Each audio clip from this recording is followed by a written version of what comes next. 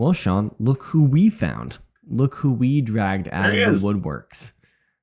Wow. This is Red Card Radio. Good morning, good evening, good afternoon, whenever you're listening from. Thanks for tuning in. This is the preview for match week 9. This is Red Card Radio. My name is James. I support Arsenal. Down below, that's Sean. He supports Tottenham. And with us, finally, it's Brad. He supports Chelsea. Hello, Brad. Good day. Good evening. Hello. Good evening. How are you?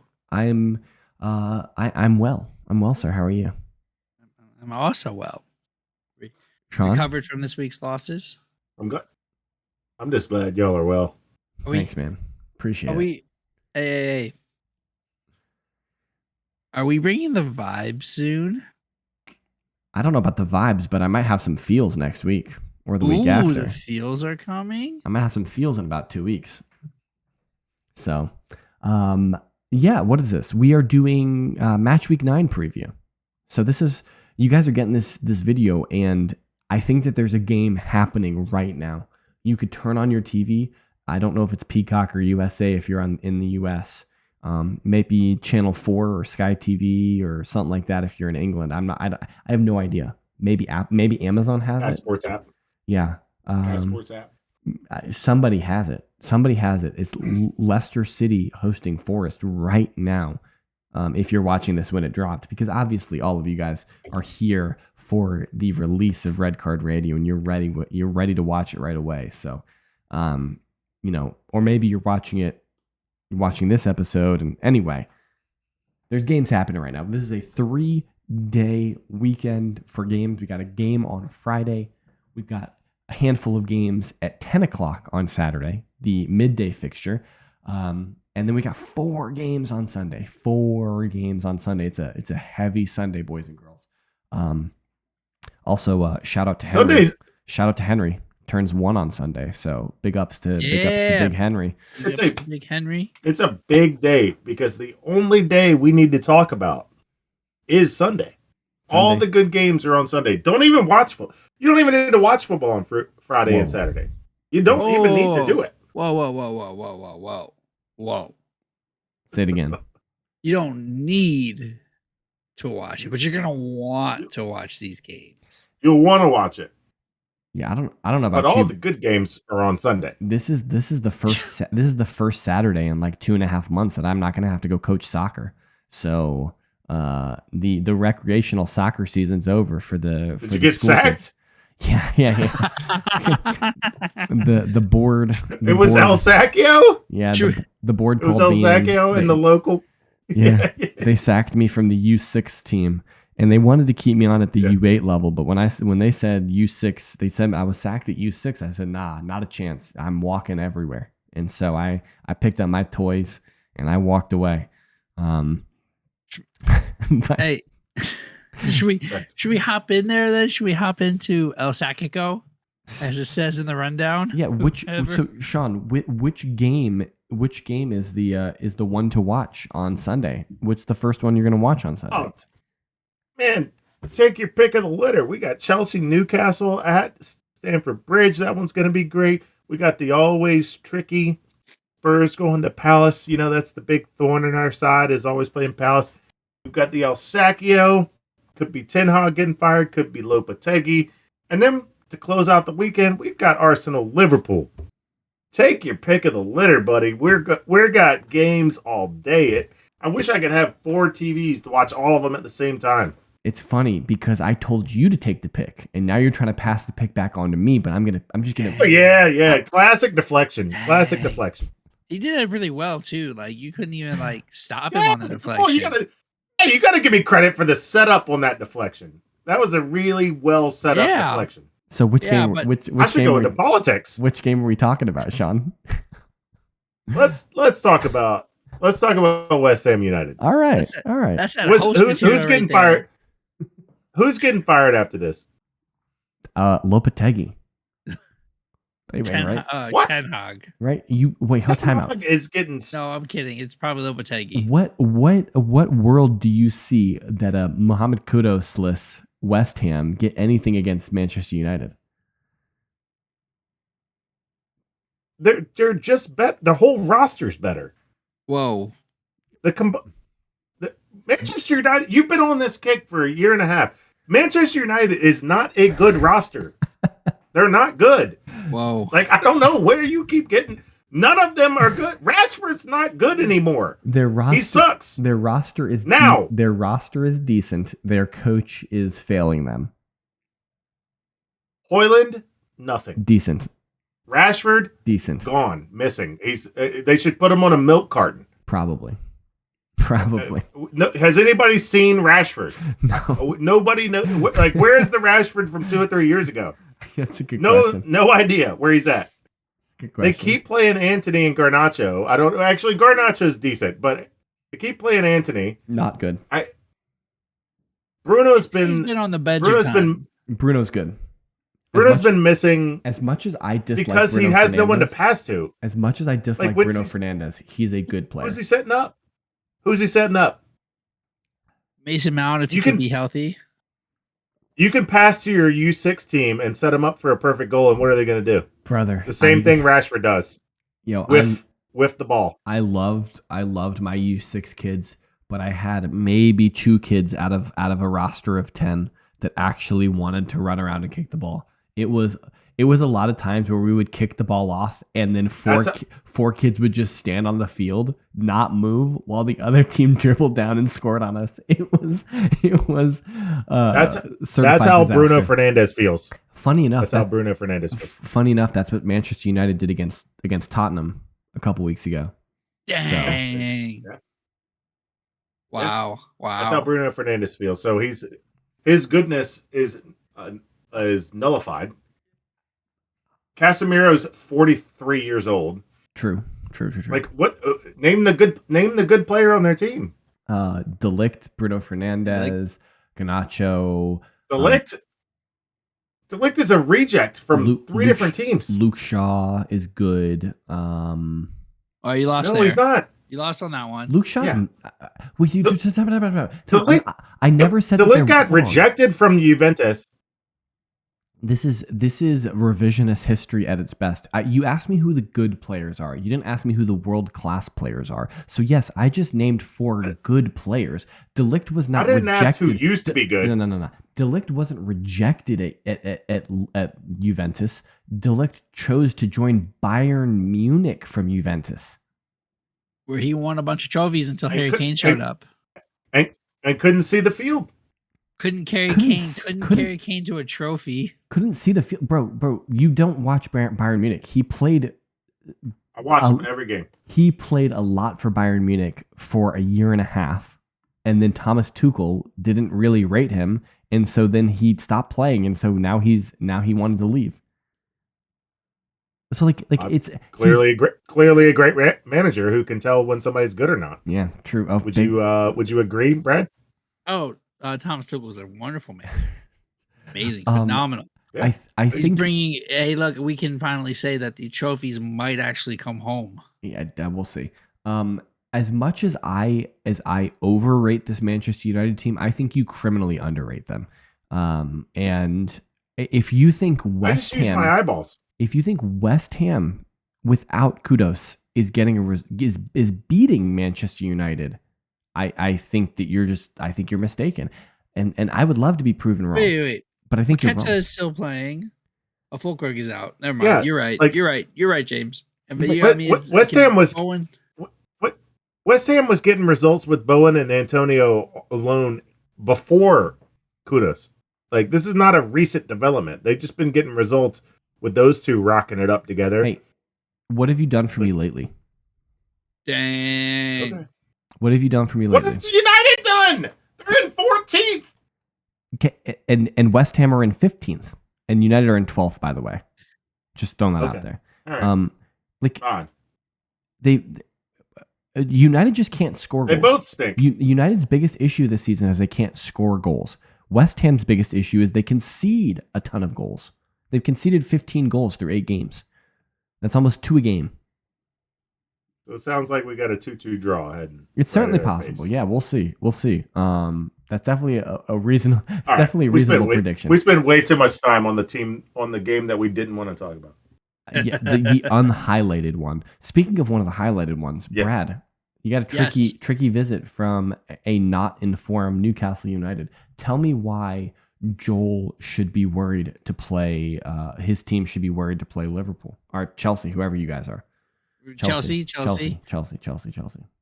Captain Reece James is back for 65 minutes. Yeah, he's on a minute restriction, right? Like he's got a pitch count. I think so. Yeah. It was supposed to be. I think it was like between 60 and 70 minutes, but Maresca was like, let's just pull him a little earlier than that. We're gonna bring him back in. But he made it through halftime. I was shooketh when at halftime I saw he was still on the field. So like, yay. No injury to him. He was rested against the Greek team, Pathikos. Panathinaikos? Yeah, that one. I don't know. It's the Conference League, bro. We should walk it. Hold on. Is this the game in the future for us? You said he was rested. Is he even on the Conference League roster there? He is. He's on the Conference League roster. And you know definitively that he was rested. As Maresca said, he is on a game count. He can play one game a week. Him and Wesley Fofana can play one game a week. All right. Fair enough. So he was rested. Lavia and Wesley Fofana were all rested on Thursday. It's gonna be really funny if this is wrong in the future. It's gonna be hilarious. So they're ready to go. Speaking of Lavia, I wanted to ask you, what is Chelsea's best midfield in your opinion? Ooh, that's a really good, like the 3, because we're playing 4-3-3. 3, 4, however many midfielders you want to put in the Chelsea midfield. Whoever it is, who are the best? What is the best Chelsea midfield in your opinion? Lavia, Caicedo, and then Palmer at the 10 right now because Madueke is locked down the right wing. That's incredible to me. That I 100 million, correct. 100 million pound Enzo Fernandez is not correct in the midfield. You're correct. But to be fair, if Santos was here, I would probably have Santos over Caicedo also. Oh my God. Could you imagine right? having 200 million pounds of midfielder on your bench and I know a 70 million pound winger, not even in the match day squad? What is going on at Chelsea? That's incredible. So our team is from Brighton. They don't know how to spend big dollars. They can buy small and make big. That's incredible. Right? Like Gusto didn't cost us a ton. I mean, Lavia still was like 45 mil though. Like Lavia wasn't necessarily cheap. He just looks cheap compared to right. He looks like a freaking deal. Oh, at 45, even at 45 mil, he's a deal. Dewsbury Hall shouldn't see the field at all. That was just something I've been wondering about, and I wanted to ask you. Just because I kind of thought that was still your opinion, is that Fernandez wasn't in the best 11 for you in your mind. And it's not to say that he's necessarily bad. I think Lavia offers us more.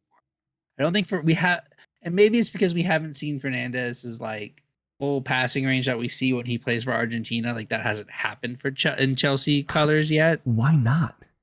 I don't know. Look, I'm just saying we haven't seen it. I'm not saying I know why or why not. Okay, fair enough. Go for it, Sean. I've got a question I didn't think of quick enough.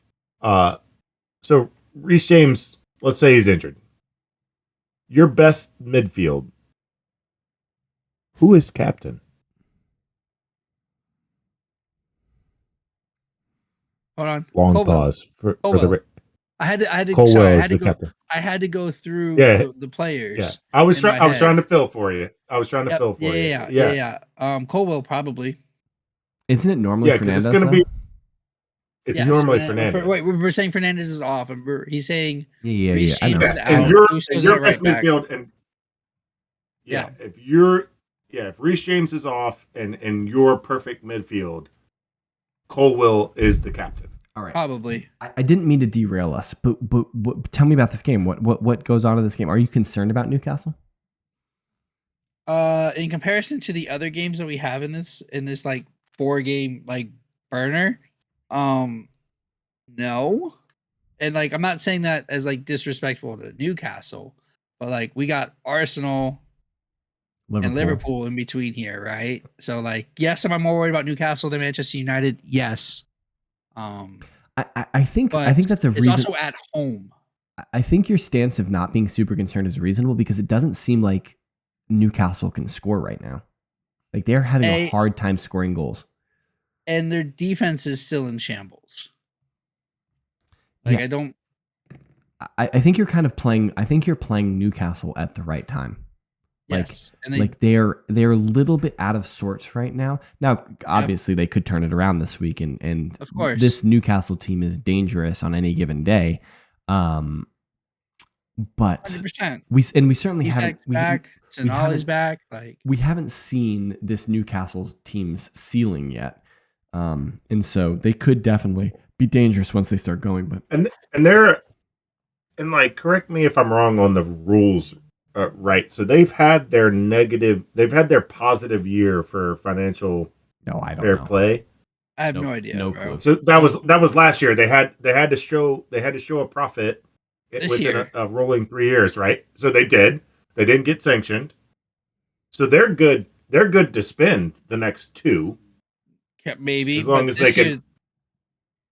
You know what I mean? Like in a rolling 3 year, they have to show a profit in one of the years, I believe, is the rule. Well, no, it's an aggregated loss over the course of 3 years. So if they had like a really if they had like a really bad year 4 years ago and that was falling off the accounts or something like that, then like having a really positive summer this summer is really useful. But it's like it's an aggregated. So it'll be next year when they did all the spending. The first year they were bought, and they bought like Trippier. They bought. Yeah, they didn't spend a ton on. Okay, I'm just trying to line it up when they can start spending again because it's coming. Yo, I'll be honest, and the money's there. Things I don't care about at all as a football supporter is financial fair play and profitability and sustainability rules. I just don't care. It does not matter to me because it doesn't matter anyway, right? It only matters to the little guys, right? It only matters to Everton or Nottingham Forest, right? Or Leicester, right? Well, they had to sell. Yeah, they also had to sell. They sold Minta this summer. Yeah, but they hit it, and then they did like a loan purchase for Lewis Hall because they had no money this year. They did all of them and you and Villa did all of the funky shenanigans this summer with trading players, and it was a couple of years ago when Barcelona and Juventus essentially swapped players for 65 million. It was Arthur and who went to Juventus? Joao Felix? Was it Joao? No. No, Joao Felix was never on Arthur. Luke de Jong? No, Arthur went from Juve to Barca, and Juve signed. I don't remember, but there was a funny like sign and like a two-way transfer, and you're just like, this is obviously money laundering or like fixing the price to make the money work. And anyway, Pjanic. I messed that name up. Pjanic, yeah. I think we win comfortably, like 3-1. Okay, that was gonna be my question. Okay, so you think you're scoring a dearth of goals? Okay. Yeah. Sean. Yeah. What's happened in this Palace game? So this is always the thorn in my side, right? Yeah. And we've got a midweek game. We've got the Europa League. We host Alkmaar. Oh, Josie Altidor's old squad, AZ Alkmaar. Yeah. Ooh, that's a callback. So actually, I think we need to start Archie Gray in his natural bleeping position midweek. Is that left bench or right bench? So hopefully, I'm not going to predict the future like Brad. I hope at this point we had played yesterday and Archie Gray started at midfield. I hope you guys played as well, because if you didn't play, something happened. Something's not right. Yes. At this point, because here's what's happened. The rumors are that Leeds. So this is true. Leeds' old director of players, or what's it called? Director Director of Whatever. football? Sure. What's Mourinho? Director of football. Yeah. He is now at Sevilla. Okay. The Leeds guy. Yeah. Okay. And he wants RG Gray back. And he's asking what it's going to take in January to get it based on playtime. Got it. Archie's not getting playtime. You want to come to Sevilla, you'll play every day. Got it. So we need to get him some run, and we need to get him some run in his position because he can't play center back, and he's okay at left and right back, but that's not where he plays. He plays in the midfield. Play him where he's supposed to. Does Sevilla want to take him on a loan? But anyways, does Sevilla want to take him on a loan or buy him outright?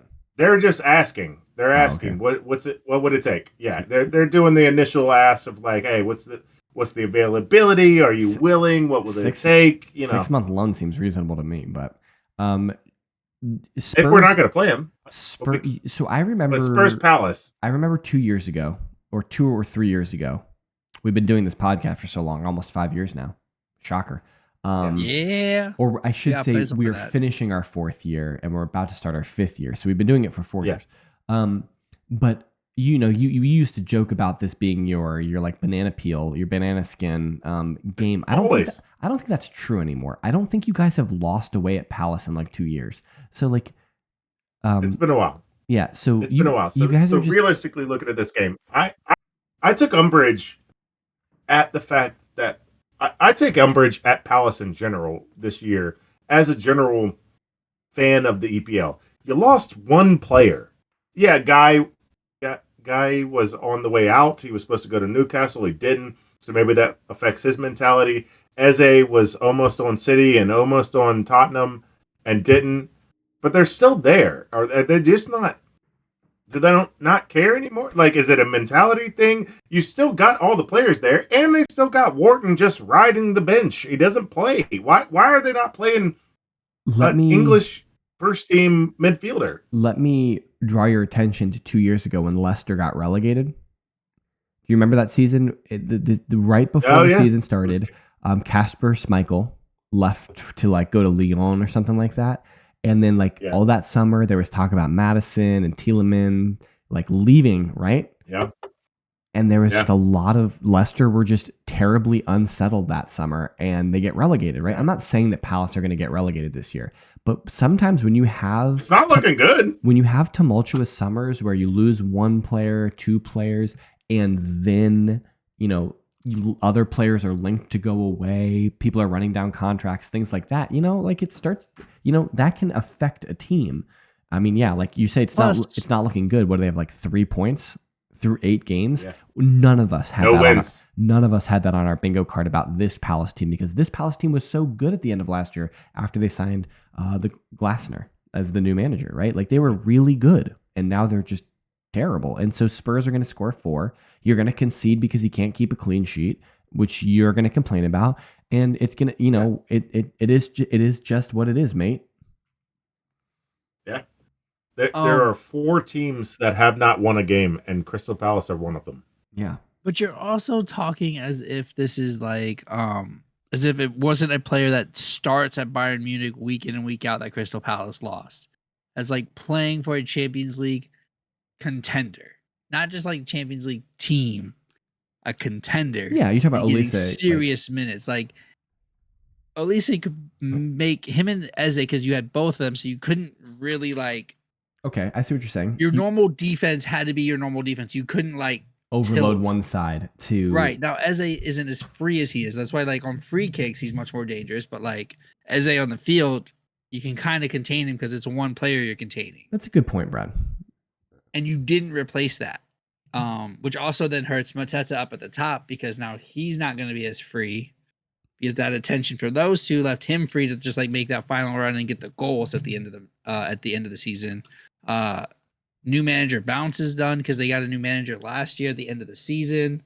He didn't really get did he really get players? They saved Goihi, but like at the same time, maybe you sell Goihi for that 75, 80 mil, and you take the Olise money and you take the Goihi money and you go get somebody to partner with Eze. Bro, they could have gotten Victor Osimhen with that. Yeah. Or in Crystal Palace's position, 3 people. Just go get for the price of those two people, you know could have what's got funny? 3 good players. Muteta, Eze, and Elise all came from championship teams. Mhm. Goihi, yes, he's Chelsea, but he was on loan at oh gosh. Him and Mount were at the same place when we sold him the Doesn't next matter. year with Frank as the Derby County with Yeah. Frank as the I manager. was gonna say Derby. Then the next year Crystal Palace picked him up. Do you guys know who Crystal Palace did sign this summer? You guys remember? Don't look, Yeah. Brad. No cheating. I already know. And Kedia Yeah, and he's not starting. He's not crushing doing it. it. So Yeah, no. that was good business from Arsenal. It's great business. Speaking of Arsenal, Yeah. how many goals is Diego Jota going to score against Arsenal this weekend? Oh, 2. Yeah, Yeah. that's it. I think it's gonna be 2, and then I think y'all get 2, and then Salah breaks y'all's hearts with some bogus penalty. Oh, so you think it's going to be a good game? Yeah, I don't think that. Yeah, Bro, we're gonna get destroyed. What are you talking about? Saka's out. Okay, this is a injury list for this game. Timber is questionable. Calafiori is questionable. Odegaard's out. Saka's out. Saliba is suspended. Like we're gonna rock up with a back four Just of put in Thomas Partey, Kivior. Ben White, Gabriel Saliba, and Kivior as our back four. That's gonna be our back four. No, you got Tamori. Tamori, who? You talking Tomiyasu? Tomiyasu's out too. Sorry. Tomiyasu's out. He's injured too because he recurred his injury flare up. Wait, when did Kieran Tierney get hurt again? Yeah, that's why he didn't get sold in the summer, is because Kieran Tierney got hurt again and he couldn't be sold while he was injured. He couldn't pass the physical. Yeah, all right. So you got Saka out, Timber is day to day, Odegaard we know is out. Calafiori is probably out based on that knee injury. Tomiyasu's out with a knee injury. I'm just saying, Saliba suspended. We're gonna hold like 4 against this Liverpool team. I mean, apparently Jota has a chest injury. Okay, I don't care. Diego Jota scores goals against Arsenal. That's what he does. Diego Jota is average against everyone else and just scores goals against Arsenal. That's just what he does. Ask Tamzid. Ask Jimmy. That's what he does. Didn't he score against Chelsea? That's all he does is score goals against Arsenal. I have very little confidence going into this game. I will be pleasantly surprised if Arsenal get anything out of this game. Anything out of this game. Confidence in this game. Okay, yes, I am generally pessimistic about Arsenal. That's true. That's a fair point, Brad. But like this one is at least I'm reasonably pessimistic because it's Liverpool. They don't get scored on, and we are missing key defenders. It's also at the Emirates, though. So like, I don't think that matters. I think it does. We were so ineffective going forward against Bournemouth. Like even before the red card, we were just awful attacking Bournemouth. And so you're saying we're going to rock up against Liverpool with Raheem Sterling and Kai Havertz and maybe Jorginho in the midfield because Partey's playing as a right back? Like what's going on here?